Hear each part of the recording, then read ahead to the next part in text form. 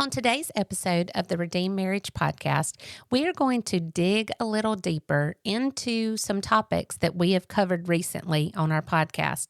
We get lots and lots of questions from people about how did you actually get to the point where you had an affair? Today, we're going to talk a little bit more about that. Stay tuned. Hello, folks. Welcome back to the Redeemed Marriage Podcast. For those of you that are actually watching this on YouTube, you're getting to see some of the behind-the-scenes stuff, and we're actually just kind of figuring some of this stuff out, but we're playing around with some things. We've been taught how to do some stuff a little bit different by some good friends of ours. You know who you are. Shout out. Shout out. Also, if you haven't checked out on YouTube, you can actually just go in and watch our podcast. What are you... Okay, see, I think you started pushing buttons and it messed up the music, the intro music. Because all of a sudden the music wasn't there anymore. Because you said shout out. Oh, see. And I wanted the applause, but it's not there. Well, that's because it's turned down now. Oh. So you've been taught, but I haven't. And not only has it been turned down, the music is, I think, probably still playing if I turn it back up. You've just messed this whole thing up. Sorry. Okay. Hey, look at me. Okay. Do not touch the toys. Okay. The No toys, buttons. the Okay. toys, they're my toys. Okay. They're not your toys. Okay. All I will right. not touch the buttons. Don't touch the buttons. That reminds me of the, what is it, Finding Nemo? Yeah. You touched the butt. It was the boat, wasn't Yes. it? Uh-huh. Okay. Yep. He touched the butt. Hey, are we going to talk about marriage today Let's or do what? it. Let's do it. Okay, so apologies if none of that worked at the beginning. We're going to chalk that up to Heather touching things that she shouldn't have been touching. It's so pretty. Because I didn't see you touch it, and I was like, what happened to the Sorry. music? Well, I thought that was the applause one, but it was crickets. Sorry. Okay. Okay. Well, here we Moving are. on. Moving on. Moving on into the topic for the day. Is there anything else we needed to cover? No. Just that we're on YouTube, and it should be a great video this time. Yeah, definitely has audio. Well, we say definitely. If we recreated it the way we were instructed, and by we, I mean me, if I recreated it the way that I was instructed to recreate it, then the audio that you're getting on YouTube should be the same audio that Same you're quality. getting. Yeah, so that's kind All of of cool. that. So we're just very grateful for people that love what we're doing and want to help and invest. Yeah. And what I love about the audio is we threw it up there last week because that's the best we could do. That's what we knew to do. And somebody wiser and smarter and passionate about what we're doing said, you know what? I can fix that. Yep. And he was over here that week and got us all set up. And we're just thankful and grateful. And there's more to come. So even with Yeah. some of the video stuff that we've kind of got dreams about and that we want to do in the future, it's good because we've got people that can help. Yeah. That's a good thing. And we're sitting in this beautiful space. I've had so many people compliment on social media, comment on Cassie on design. She crushed it. Yep. She did such a great job. Yeah, so okay, there we are. Let's now stop our rambling and actually talk about our topic for today. So, this is something that Heather wanted to expand on a little bit, and I would say that when we are coaching with couples or we get questions and stuff, one of the big ones is like how did this even happen? And trying to explain it to somebody that was betrayed, it feels like an impossible task. But then also just to hear people that actually did the betraying, having to hear them try to put into words what happened, it's also almost an impossible task. Yeah. But as we were talking through it a little bit a little while ago, and you just kind of spelled out almost these two paths that could happen and could lead you down the path or down a path of betrayal.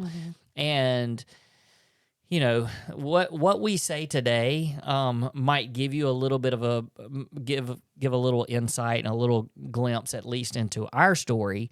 And it's not like these are new things that we've talked about. We just, the more we share and talk with people, I think we get a better understanding of what happened. And so it's very healing and helpful to us the more that we share and the more we talk to couples, and we just understand even more and more about ourselves and our own stories. Yeah. So, and we also get questions that maybe we've never really thought about. It's like, I've never really thought to answer that specific question. And so it takes lots of digging and reliving and rethinking, which is oftentimes exceedingly painful. But it's worth it. You know, as we talk to people, and we 90% of the time we talk to couples, but every now and then you'll talk to a guy, or I'll talk to a girl. I'll go have coffee with somebody and or talk on the phone with somebody. And I just am reminded of just the individual issues and problems that can arise in marriages that can lead to betrayal.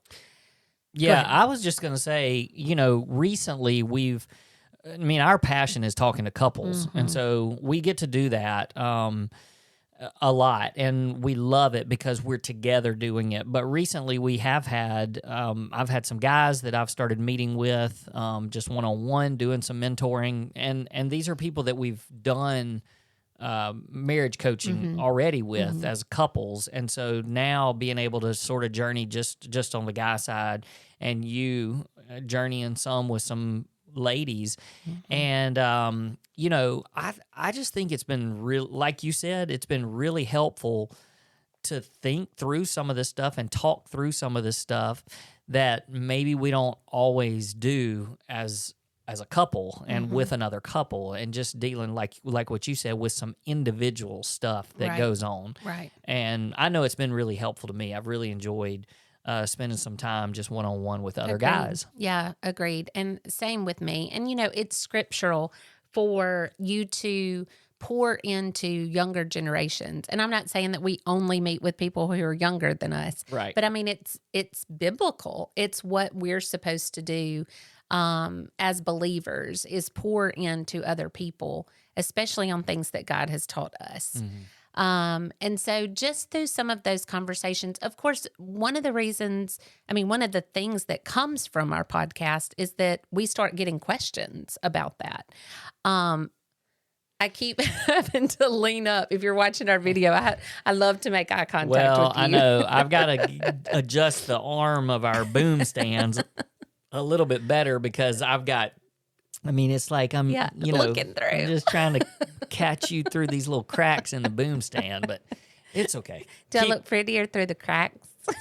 I'd love to see your whole face, but that's fine.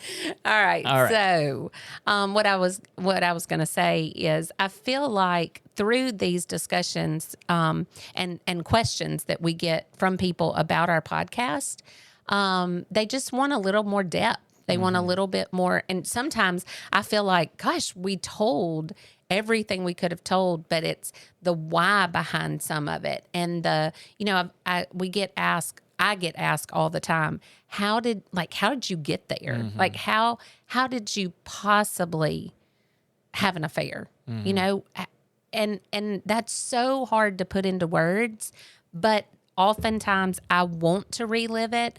I want to revisit it. I want to dig deep and ask God to reveal things to me in that way, because if it can help just one person stay out of the mess that I created for ourselves, for our story. I want to do it. Yeah. And so as I was thinking through this, because a couple of weeks ago, I think we did an episode on me before infidelity, like who I was before infidelity, and some like red flags that people could see and go, oh, yeah, that's not healthy. But then also, I want to dig in a little bit deeper about the path that I took to get there. I think that there's one of two people that are listening to this podcast today. And maybe you find yourself in this camp. If not, then text me and say, there's a third one or there's a fourth one. But I think there's people who are like, it's never going to happen to me. I hope that you're strong enough in your marriage and in your faith that you're like, you know what, that's the enemy's never going to get me in that area. He may attack in different ways or he may attack in this, but he's not going to get me. And I hope that you're standing firm in that. And then I think there's a camp of people who say, you know what, I'm close. I have, ventured into some of the stuff that we're going to talk about today. I've even had a woman say to me, I'm one step from from crossing the line. And I don't want people, like I want people to be scared of the line. I want them to stay so far away from that. Yeah. We have talked about though, if you're in the side of, it's never going to happen to me. Sometimes that can be a danger. Yeah. Because I think that's kind of where I was. Definitely. It was, that's not going to happen to me. And I judged people. I mean, I've said that before. That's not new information. That I judged people that had walked through betrayal and had an affair and thought, how could they ever? And then, but there is a side of that too, where you need to be confident in that it's not going to happen to you. Yeah, there's a difference, and we've said this before, there's a difference in confidence and cockiness. Yes, absolutely. And the confidence of, Satan's not getting this, Satan's not getting my marriage, and, that's we have things in place and boundaries and stuff that we talk about all the time, but those things are in place, and so it's like, that is not happening. That's right. And it's not the cocky or judgmental. I would never do something like that. That's right. Because like you said, that's kind of the path that you and I were both on. Sure. That's never going to happen to us. And then the path ended up leading there. So anybody that's listening to this, you like, if wherever you stand on the spectrum of things, like this is a great topic to listen to, because you can find out how easily it is to kind of jump over to a different path. Absolutely. So I was explaining to somebody the other day how I feel like we make agreements with ourselves a lot of times, in that it's not that bad or I can handle it. I think there's a really big danger in that. I can look back, and I've said this before, that I have a specific moment where I can look back and think, if I had checked up in that moment, if I had said, this is wrong, then I don't think I would have gone down the path to betrayal in that moment if I had caught it. And I think about the moment that Eve had in the garden. And, God had said to her, like, the perfect creator of the universe is walking with her and with Adam and saying, all of this is yours. And of course he gives them jobs and blah, blah, blah, blah, blah. But then he says, you cannot eat from the tree of the knowledge of good and evil. And he says, if you eat from it, you will surely die. Well, verses later, here comes the enemy contradicting what God said. And what he said to Eve was, you will not surely die. So he's saying, if you make this decision that God told you not to do, you won't surely die. Like, he just contradicted what God said. And so I think that in my mind, even though I wasn't thinking about Eve, it was a moment of, I mean, that can't be what happens if I just do this. You know, it's just a moment of, it's not that bad. I can handle it. Surely he wants me to be happy, as in God. Surely God wants me to be happy. Surely if this brings me joy, just, you know, just flirting with danger, I think was a really big key point and a key moment in my journey. Well, Adam and Eve had been walking with God. And so it was a true and real friendship. And there was intimacy there. And for Eve to see, you know, this was a boundary.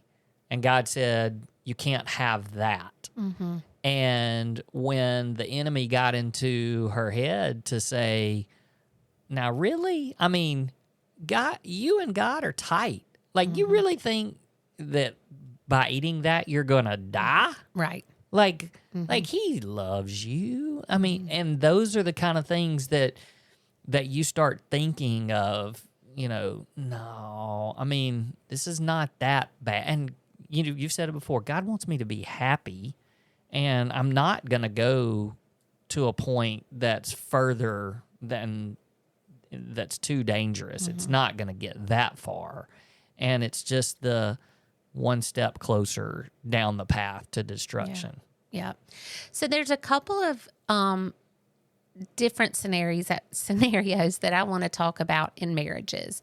One is you're having some problems in your marriage. There's some tension, there's some fighting, there's some you're not happy physically, emotionally, whatever the circumstance is, but you know you're not happy in your marriage. You think you've fallen out of love. Absolutely. All of the things. You made a mistake. All of the things that we hear from people. That's the one type of walking towards betrayal that I want to talk about. And then the second one I'm going to get to is when you're in a healthy marriage. And I'm going to be honest. Well, I say healthy marriage. When you're happy and your spouse isn't doing something specifically that's bothering you. And I'm going to be honest, I think that one's more dangerous. But if you're listening and you're in a marriage that you're just like, my marriage is a dumpster fire. Like, you know, we don't get along, we fight, we're only together because of the kids. I don't love him anymore. I don't love her anymore. He's not making me happy physically. He's not attracted to me. I'm not attracted to her. All of these things that you're like, there's some major red flags that this is not a healthy marriage. That is a time that you need to go, I am one step away from making choices that I should not make, because the enemy's always going to put in front of you somebody that could, quote, make you happy. Somebody that finds you attractive. Somebody that speaks encouraging words over your life. Somebody that you have fun with. Somebody that you might go to the coffee pot at work a couple of times too many just so you can run into them. These are people that the enemy is like, yeah, you want some of that. Mm-hmm. That's going to make you happy. Life would be better if you were with them. Well, if you get up in the morning and you are getting dressed thinking about somebody else and what they might think about what you're putting on, or if when you get in your car and you kind of go out of your way to drive somewhere that you might see somebody else, or might drive by their house, or just that chance, if you're doing something out of the ordinary just to see if maybe you'll run into that person. I'm just going to check their Instagram page and see what they're doing. And Yep. I wonder if I'd run into them here. If those are things that are happening to you, it is not innocent. Yep. What you're doing is you you are, like what Heather said at the beginning, you're one step. You're just one small step away from crossing a line that really is going to lead to destruction. And even if in your mind it's not that, if it's in the other person's mind, if you're being available for that person to talk to. I think that's a great point, because you might have some boundaries that are there that the other person doesn't. And, the way these things go, you're not stupid. Like, you know when someone has already taken down some boundaries. And that's exactly right. If the other person is doing those things and you know it, but it makes you feel good, and you're like, well, I'm not doing those things, but I sure do like that they try to drive by my house to see if I'm home, or, that they are, hey, I think I mentioned that I like that shirt, and he's wearing that shirt again, and that's probably for me. So it is definitely crossing a line that is betrayal with your spouse, because that is only something that should be reserved for your spouse. That you get up in the morning and wonder, oh, he likes this shirt on me. Or, making special efforts or listening to conversations or whatever it is, that those are reserved for your spouse and your spouse only. So if you find yourself in that spot, get some help. Reach out for help. You cannot worry about what somebody else is going to think about you. You have to be able to admit, hey, I'm having some thoughts that I probably should not have, and I'm afraid of where those thoughts are going to take me. Because I have said this until I am blue in the face. I did not wake up one morning and say, today I'm going to have an affair. It doesn't happen that way. It happens one slippery thought, one slippery step at a time. And the ones that seem so innocent, the ones that are like, that's not a big deal, the ones where you think I'm in control, the ones where you think, did God really say? Until ultimately you find yourself in a place that you never dreamed that you would be. And our Pastor Chip says all the time, that sin will take you further than you ever thought that you would go, and take away more than you ever dreamed that it could. There's probably more to that saying, but in this, that's what you have to know that. And if you're saying, yeah, but that's not me, that's the enemy talking. The second path where I feel like we were, that you could go down to betrayal, is your husband or wife is really doing nothing wrong. I can look back on our journey and cannot pinpoint one thing that you could have done differently to make me happy. So you're like, well, how did it happen? If you were in a relationship with a man who was pouring into you, told you all the time how beautiful you were, always wanted to be with you, was a wonderful dad. All these things that I hear women complain about, and I'm like, my man did none of those things. Then how did you get to the point where you had an affair, or stepped into betrayal, or committed adultery, however you want to say it? The same emptiness was in me, and you were not designed to feel that. So I still had emptiness. I need to be told I was beautiful.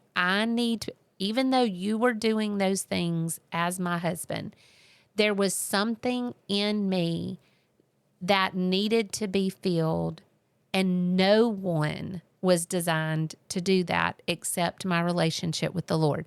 Now, before you cut this off and think, there she goes talking about Jesus again, guys, this is your answer.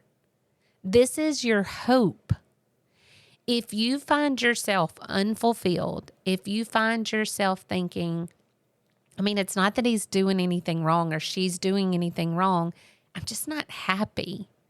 Or that person at the gym, when they compliment me, it just makes me feel different than if my spouse does. Or that person just talks to me at work and we just have good conversation. And I just so much enjoy talking to them instead of, or they really need me to be a good listener and they need me, but their spouse does not listen to them. So I can definitely fulfill that role. If you are thinking any of those thoughts, and some I know that I have yet to mention, or you are in a spot where you are searching for someone else to fill a spot in you that was only meant to be filled by your relationship with the Lord. You have to know who you are and whose you are. And if you do not know those two things, then you are going to constantly be searching for someone to make you feel valued, for someone to make you feel loved, for someone to make you feel appreciated, for someone to make you feel worthy. And that will not be your spouse, and it will not be any other man or woman that you come into contact with. No one can fulfill that purpose except for your Lord and Savior, Jesus Christ. You can't drop the mic because it's on a stand It right is now. on a stand. But gosh, I'm just passionate about that. I just wish that's the one message that if anybody heard from me, if you can believe that, there you cannot step into a relationship that is not God honoring if that is your focus. If your focus is, I know who I am, and I'm a daughter of the King, and I know who I am in Him, then you're never searching for anybody else, your husband, a coworker, your children, nobody. Are you searching to fill that void in your life? Because the only one that can fill it has done that. Yeah, and I think that what happens when that is your story and when that becomes who you are and whose you are is then, we've said this so many times, but it lets your spouse off the hook. Yes. And it lets them off the hook to the point that at that point when they give, which they're gonna want to give more and more because the person that you are is somebody that they want to serve and they want to be, it's attractive. They want to be attracted. They want to be intimate with that person. And when that happens, then it's all just an overflow. And I've said this so many times that then it becomes a benefit to me. Like when I pour into you and you're already full, it's not sucking it out of me. It's overflowing right back to me. So it's almost like for me to give to you, I'm almost giving to myself because you don't necessarily need it. Now, that's all part of being married, and that's part of being a team. And oh, do I go through seasons where I need it? Yeah. You know? Yeah, but you taking what I give and just being able to overflow it back, then that's pleasing to me, and it makes me happy. And when I'm the same way and you're giving back to me and I'm just overflowing as well, we just overflowing all over the place. That's over right. Here, aren't we? But you're right. There are seasons and there's times where, we need more from each other. That's right. And that's okay because we've understood that. And it's not that our, you always talk about the cup, and our cup never runs dry because we know who we are in Christ, and we're constantly filling our cup with that. But there are times that it certainly gets depleted in some ways. And so to have a spouse that's constantly doing the same thing, then that's when you pick each other up and help each other when there's that extra help that's needed. But I think it's a great point in all of this to look at it and be able to go, there's this couple and that's struggling in their marriage and they've fallen out of love. And so, or they think they have fallen out of love. And so it's easier to be searching for somebody to fulfill those needs. But then there's also the couple like us that, there weren't these big, huge problems, but you didn't understand that your joy and happiness didn't come from me. And so you were constantly trying to get all of it out, and there was nowhere for it to go because I was never going to fill that cup all the way up. It was so incredibly empty. And so then you were just looking for so many other things, our kids, other relationships, friends, anything that could fill that cup, that void. Because the description that we were given was that, man, when you're in a place where you know who you are and whose you are, that cup is already full. And so the other relationships, your kids, your family, your friends, your spouse, man, it just pours on top, and just then it overflows to everybody else. Yep. So it's a good word. Did you have anything else that you wanted to mention there? I just want to push the button. No, I'm not going to let you push a button. But I have just pushed a button, so that'll at least help us to outro out a little bit. Hey, thank you guys for listening. You're about to push a button. I can already... There it is. Hey, thanks for listening, and we'll see you next time on the Redeemed Marriage Podcast.